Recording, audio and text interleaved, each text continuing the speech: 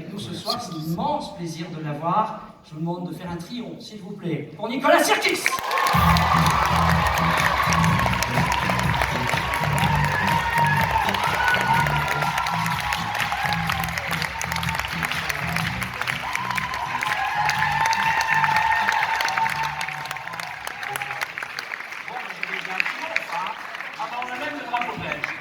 Nicolas, il y a même des Belges dans la salle. Ça fait partie du jeu.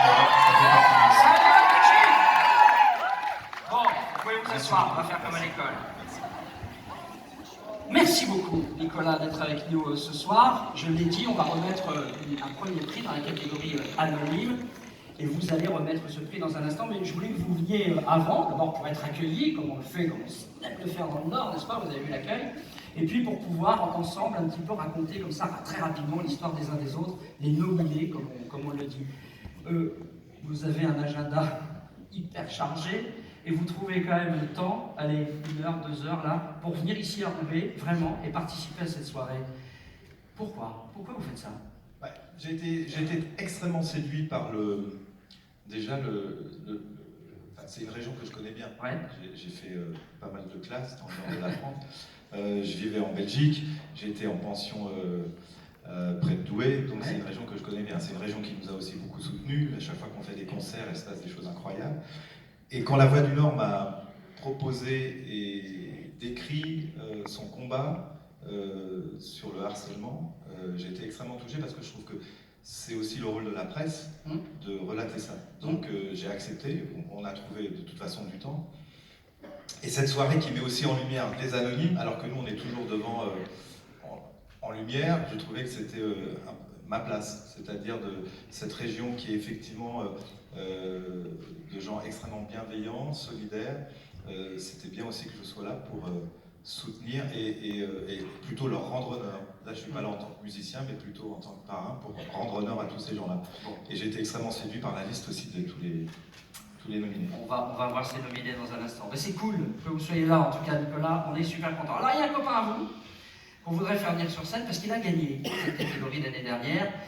Et il a gagné bien plus que cette catégorie, parce que voilà un garçon qui s'est engagé, qui s'est battu, qui a vécu des choses épouvantables, et qui aujourd'hui en parle évidemment, communique, c'est très très important de communiquer sur le harcèlement scolaire et ses méfaits, cette saloperie qui est le harcèlement scolaire. Il faut en parler toujours et encore, et lui le fait. Je vous demande de faire un triomphe, s'il vous plaît, pour monsieur Jonathan Destin.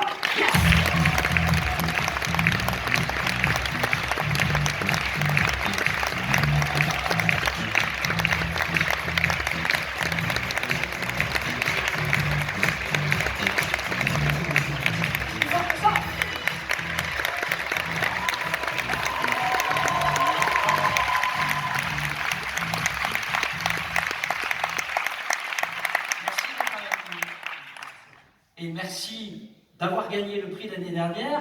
Bon, même si tu es pour rien d'avoir gagné, tu étais voilà, parmi les nominés. D'autres ont voté pour toi, mais c'est super.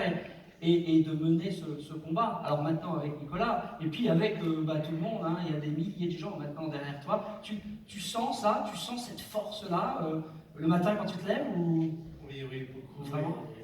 Ça me booste en fait. Ouais, ça te porte? Oui. Bon.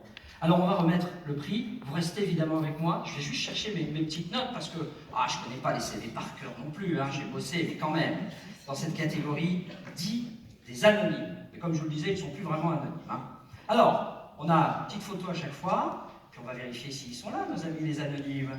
Alors on commence, tiens, affichez-moi le premier. Oui, c'est lui. Laurent Brazo. Il est là, Laurent? Il est où, Laurent? Laurent, salut, mesdames, messieurs, Laurent Brazo.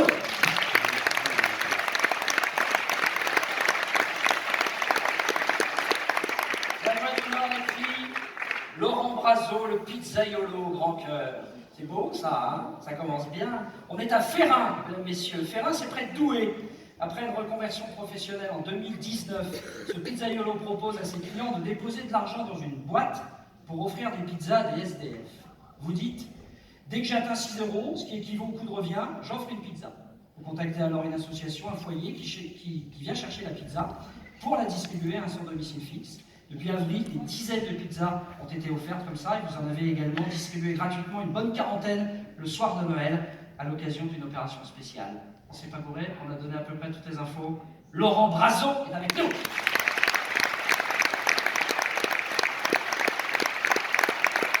Alors, ensuite, Arthur Soufflet. Ah, il est là, Arthur? Est-ce qu'il est là, Arthur? Il est là, Arthur? Oui, mais il est trop petit.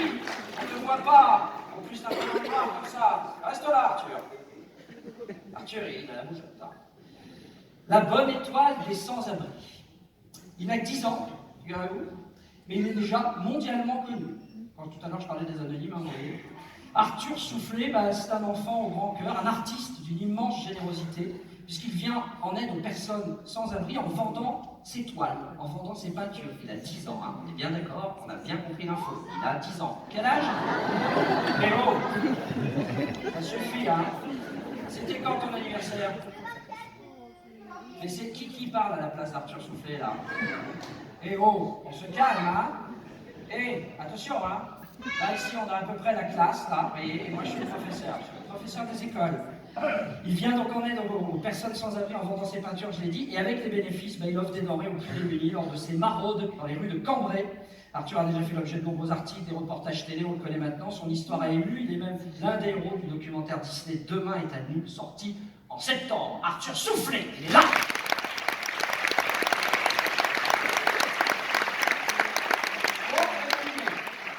Autre nominé, s'il vous plaît. Patrick Terry. Il est là, Patrick? Il est où, Patrick? Il n'est pas là, Patrick? Il n'est pas là parce qu'il est peut-être en train de sauver quelqu'un, figurez-vous. Patrick, sapeur-pompier volontaire au centre de Bruay-Oudin.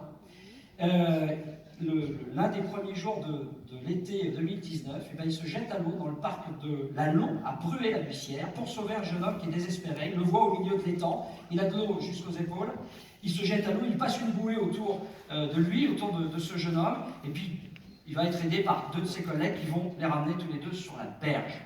Voilà, mais c'est pas tout.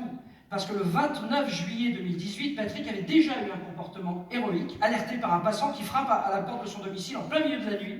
Eh bien, il a sorti avec son fils un homme qui dormait dans sa maison où s'était déclaré un très violent incendie. C'était à Haïpour. Il y a quand même des mecs, vous vous dites, waouh, le gars, il a sauvé comme ça 2 vies. Patrick.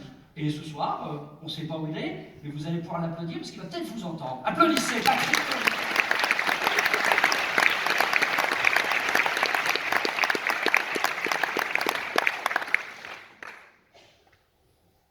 Mettez le prochain Adolpha.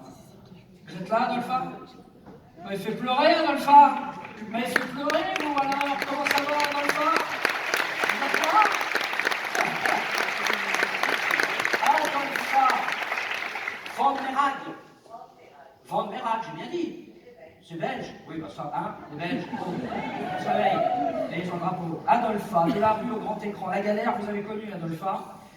Même quelques mois de prison, hein, ça c'est moins drôle. Ah oui, parce qu'avec un compagnon qui vous frappe, évidemment, les choses tournent mal. Mais la justice nous a reconnu des circonstances atténuantes dans cette affaire, précisons-le. Des années à la rue, vous dites, les gens qui te regardent tellement pas que tu sais même plus que tu existes. Eh, faut pas faire des phrases comme ça, c'est trop fort, mais c'est la vérité. C'est votre vie, Adolpha. Et puis, tout s'est inversé pour vous. Les regards se sont braqués sur vous, vous avez fait rire, sourire, ému 1,5 million de spectateurs, puisque vous étiez à l'affiche du film Les Invisibles, la comédie sociale de Louis-Julien Petit. Et oui, vous avez crevé l'écran aux côtés de Corinne Maziero, Audrey Lamy, puis vous avez enchaîné des reportages, des plateaux télé, vous habitez l'île Sud, vous avez également écrit un livre sur votre vie. Merci pour ça. Adolpha, mesdames, messieurs.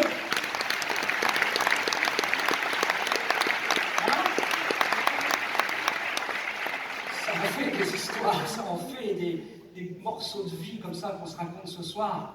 Waouh, c'est pas de la fiction, hein, c'est pas du cinéma ça, Adolpha, hein, c'est la vérité vraie.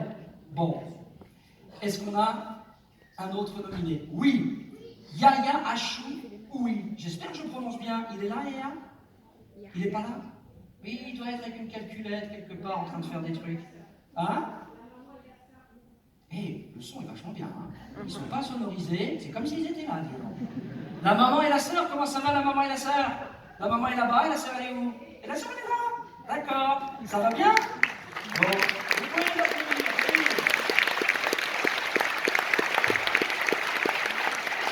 Alors, madame et la sœurette, le frère, votre fils, il aime les problèmes de maths, lui, hein. Oh là là, il est né en Italie, où les parents ont immigré d'origine marocaine avant d'arriver à Lille il y a 3 ans. Il ne parlait pas le français, il passe son bac, il obtient son bac scientifique au lycée Faidherbe avec 20,42 de moyenne. Le type est génial. Voilà. Il ne sait pas, mais il est génial, moi je vous le dis. 20,42 de moyenne, il ne parlait pas le français, tout va bien. Moi, j'ai eu 10, je parle très bien le français. Je passe à l'oral. Entre 2 partitions de piano et le terrain de basket, il se passionne aussi pour la cuisine. Il peut passer des heures à noircir ses cahiers pour essayer de résoudre des équations. Il est passionné par les maths, je vous le disais. Son rêve, à lui, trouver la solution à l'un des 7 problèmes non résolus qui obsèdent les plus grands mathématiciens. On a peut-être un génie dans la région. Et il prépare désormais le prestigieux concours de la faculté de maths. Vous l'embrasserez pour nous, Yaya, quand vous allez le voir tout à l'heure. Ah, madame? Ok, la sœurette, parfait. Applaudissez Yaya, s'il vous plaît.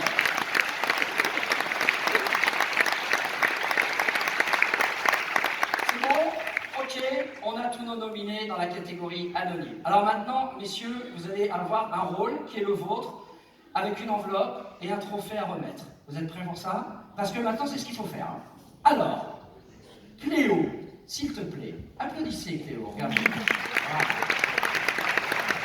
Alors, c'est pas on va la remettre, on va la remettre. Alors, remets-la, Jonathan. Hop. Et c'est Nicolas qui aura le trophée. Jonathan, tu veux un coup de main, ça va aller. On ouvre l'enveloppe, un nom est dedans. Qui a gagné dans cette première catégorie des anonymes? Attention, on n'a pas le roulement de tambour, mais on pourrait. Tu nous dis, Jonathan? Alors, dans la catégorie anonyme, Monsieur Soufflet Arthur.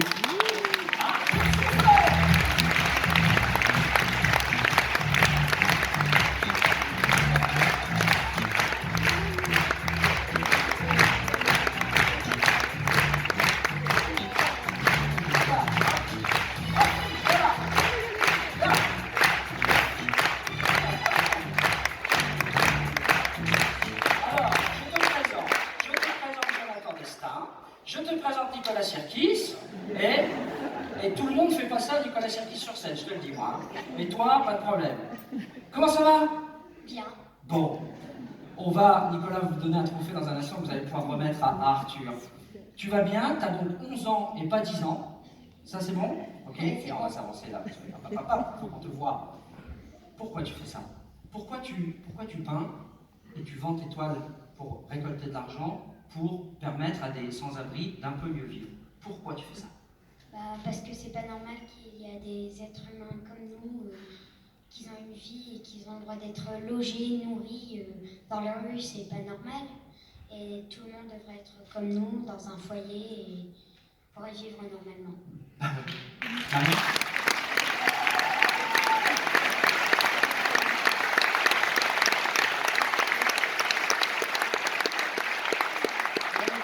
Avec toi, ou presque.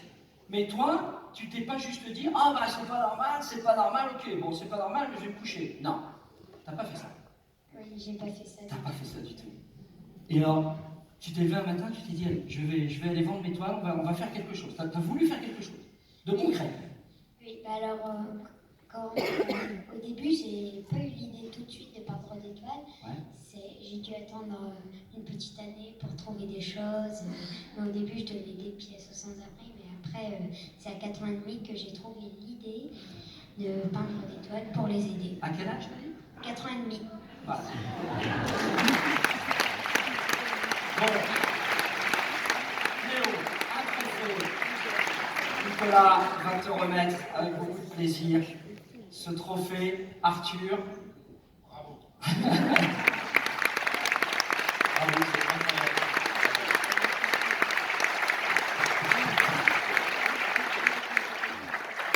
Alors,